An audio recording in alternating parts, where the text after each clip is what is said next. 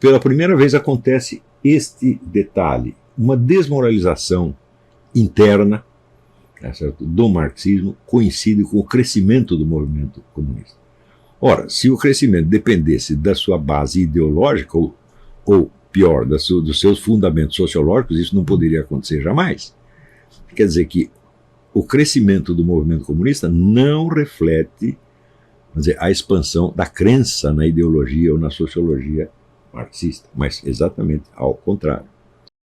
Um segundo golpe é desferido na China, quando Mao Tse-tung demonstra por A mais B que é possível organizar o campesinato como força revolucionária. Aproveitando-se, evidentemente, da circunstância de uma guerra, a China estava sob ataque japonês e havia então uma concorrência para ver quem organizava mais rapidamente a resistência ao invasor japonês. E o Mao Tse-tung, que já contava com toda a rede dos partidos comunistas, espalhada por toda a China, ele foi mais veloz na organização da resistência.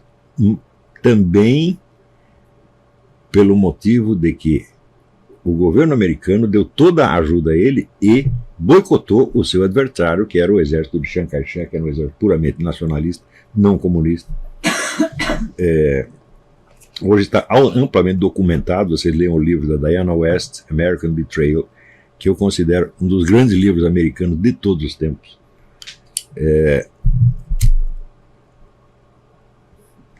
Onde ela demonstra que o lobby pró-Mao Tse-tung no governo americano foi de um poder extraordinário e acabou determinando toda a política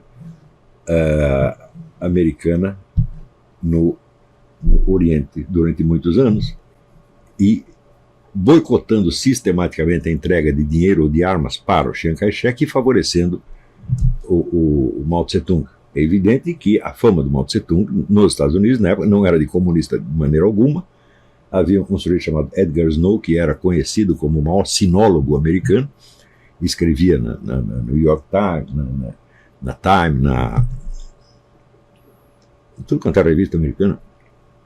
E ele descrevia o Mao Tse-tung como um reformador agrário cristão. E todo mundo acreditou nisso e encheram o homem de dinheiro, e evidentemente ele fez a revolução, que ele chamava Revolução Operário-Camponesa, mas era muito mais camponesa do que proletária, e instaurou o comunismo na China com a maior facilidade. Então, a natureza essencialmente proletária da Revolução Comunista, então já estava totalmente desmentida pelos fatos, não só pelo enriquecimento do proletariado no Ocidente, que foi se tornando cada vez mais conservador, por assim dizer. Quando você vê hoje, por exemplo, o eleitorado do Trump, todo o pessoal que trabalha, mesmo quem pega no pesado, vota no Trump. Quem vota no outro lado é estudante, é intelectual, é artista, né? É imigrante ilegal e assim por diante, né? E o beautiful people do cinema, da mídia, etc. Então, o proletariado foi se tornando cada vez mais conservador, favorecendo, então, a teoria do Lenin, de que era preciso uma intelectualidade que passasse à frente do proletariado, ele desse ordens em vez de representá-lo, de onde resultou, evidentemente, a instauração da ditadura feroz da União Soviética, porque você tem uma minoria, né, tentando dominar um país do tamanho de 3 continentes. Tá certo? Então, é claro que isso não podia ser feito de maneira doce, então implantaram os controles mais terríveis, sobretudo em cima do campesinato, que já era visto de início como inimigo, e que se torna ainda mais inimigo no instante em que, após a Revolução, o sistema industrial russo começa a se desmantelar, não é isso? A Rússia já estava empobrecida, desmantelada pela guerra. A derrota da Rússia no campo de batalha ainda desmoraliza mais ainda o governo russo, e os comunistas tomam o poder no meio disso, e eles veem então a fome e a miséria se espalhar pela cidade. Eles mandam tomar todos os bens produzidos pelos camponeses, tomar a força. Então houve um massacre de camponeses, foi um negócio extraordinário. Só aí morreram uns 10 milhões de pessoas logo no começo, né? Então era assim, o camponês tinha 2 vacas, eles iam lá e tomavam as 2. O que quer que ele produzisse, se ele escondesse um grão, ele era fuzilado. Então, em seguida vem o Mao Tse Tung e demonstra que o campesinato, ao contrário do que pensava Marx e Lenin, pode ser uma força revolucionária também, pelo menos em certas circunstâncias, nas circunstâncias em que a Revolução Socialista pode se associar à ideia de uma guerra patriótica, de uma defesa do território nacional. E ele aplicou isso e funcionou, foi uma coisa horrível. O que aconteceu com isto? A vitória do comunismo na China, embora desmentindo o marxismo, reforça o movimento comunista internacional. E começam a se espalhar por toda parte partidos comunistas pró-chineses, inclusive no Brasil, o famoso PCdoB. Né?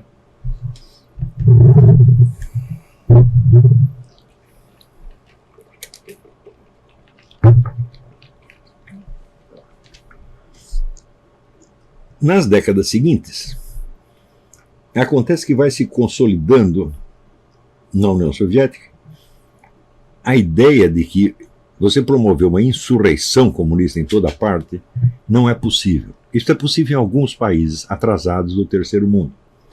Mas na Europa e nos Estados Unidos, isso se revelava totalmente inviável graças à indiferença popular pelo comunismo, indiferença sobretudo do próprio proletariado. Então, nessa altura, a ideia da Revolução Mundial, que era a ideia que vigorava na liderança comunista antes da Primeira Guerra, e que era sobretudo a ideia do Trotsky, essa ideia foi abortada e surge, então, com Stalin, a ideia do socialismo num só país. Ou seja, nós temos que consolidar o socialismo na União Soviética para mais tarde, quando estivermos mais fortinhos, nós espalharmos a revolução por aí. É claro que essa decisão não foi integral. Isso não quer dizer que a União Soviética desistiu de promover a revolução em toda parte. Não. Mas ela concentrou seus esforços revolucionários no chamado Terceiro Mundo, onde era possível explorar não uma revolta proletária, mas uma revolta nacionalista contra o imperialismo ou europeu ou americano. Então, de novo, associar nacionalismo e comunismo. Isso aconteceu no Brasil. Não é isso?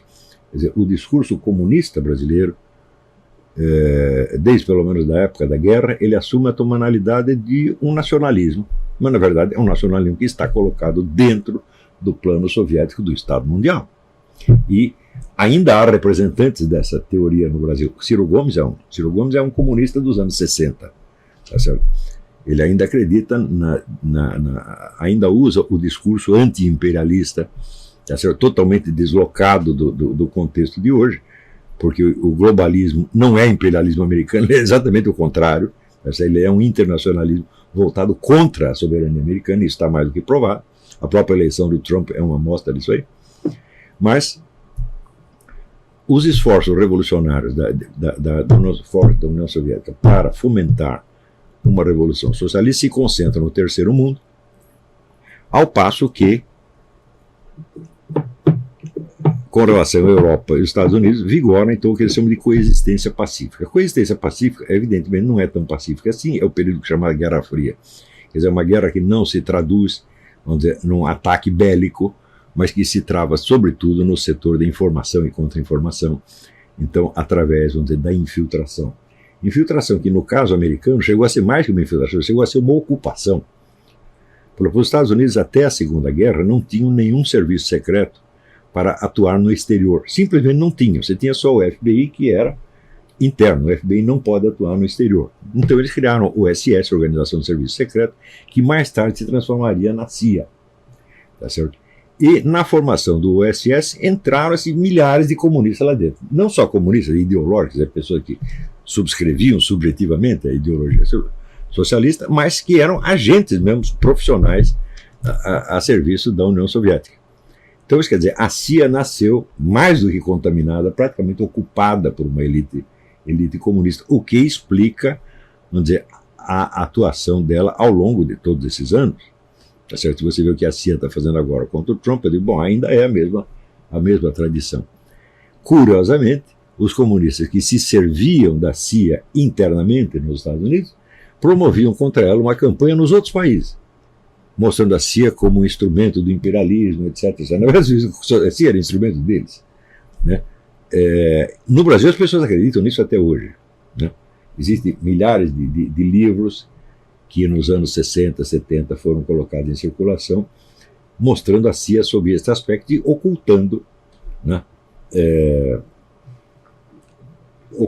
por exemplo, tudo o que a CIA fez na África para entregar países inteiros ao domínio da União Soviética, né? Como, por exemplo, o caso de Katanga. Katanga foi uma região que teve uma revolta contra o governo comunista e a CIA ajudou a acabar com Katanga e entregar para os comunistas. Existe um livro do, como é que chama? G. Edward Griffin, que chama The Fearful Master, né? É muito interessante sobre esse aspecto. Se vocês leem este e o livro da Diana West, vocês verão, então, o poder dos agentes soviéticos dentro do governo americano e também da ONU. Então, a esta altura, com a revolução sendo promovida por uma elite, certo? E os camponeses aderindo à revolução até contra o proletariado, o que sobrou da sociologia marxista? Nada.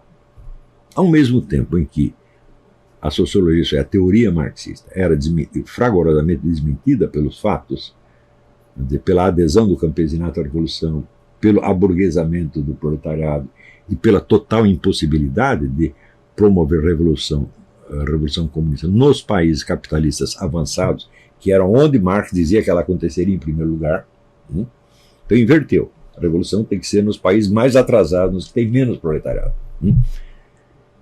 Claro que a sociologia marxista estava totalmente desmoralizada, mas ela representava para a multidão de militantes intelectuais um valor que tinha que ser preservado de qualquer jeito, porque ele, vamos dizer, era a mãe da revolução, era vamos dizer, a imagem, o símbolo condensador do espírito revolucionário, né?